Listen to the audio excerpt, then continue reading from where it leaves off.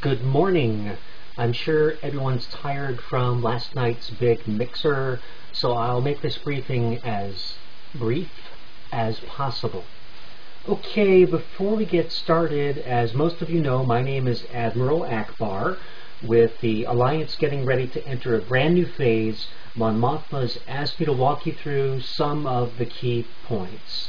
I know, we're all comfortable and settled into our roles, and I commend the terrific job everyone's been doing.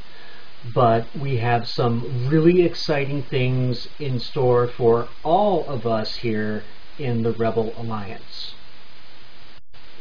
The bad news is that although we successfully executed our plan at Yavin, and yes, you all deserve a break, especially after that particularly rough time we had in the third quarter of 03, it looks like the Empire is building itself a new Death Star. But the Emperor has made a critical error, and the time for proactive and dynamic imagintunity has come. That's right, folks.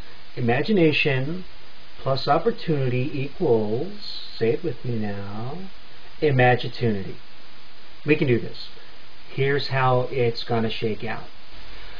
Okay, data brought to us by Bothan spies pinpoints the exact location of the Emperor's new battle station. We also know that the weapon systems of this Death Star are not yet operational. With the Imperial fleet spread throughout the galaxy in a vain effort to engage us, it's relatively unprotected. But most importantly of all, we have learned that the Emperor himself is personally overseeing the final stages of the construction of this Death Star. Oh, I've been asked to make sure to point out that many Bothans died crunching this data, so let's go ahead and give them a big hand.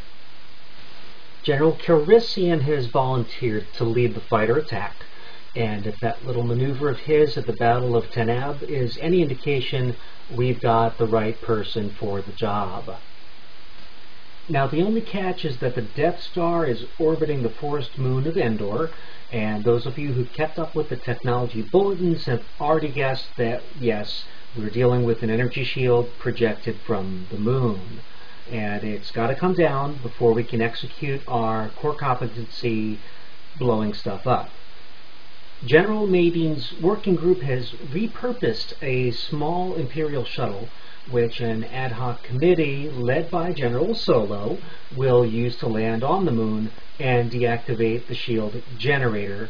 Welcome back, Han. We all had a feeling that you weren't a good fit with Hutco, and we're glad to have you with us again. One last thing. Although we don't anticipate any difficulty executing the plan, I will be personally handling the operation. But should anything go awry, I'll let everyone know if it's time to go to our fallback plan. Just listen for the code phrase, which will be... I'm sorry, my notes here are out of order. It's a trap. Well, thank you, everyone. You're the best in the galaxy. Don't let anyone ever tell you otherwise, and may the Force be with you.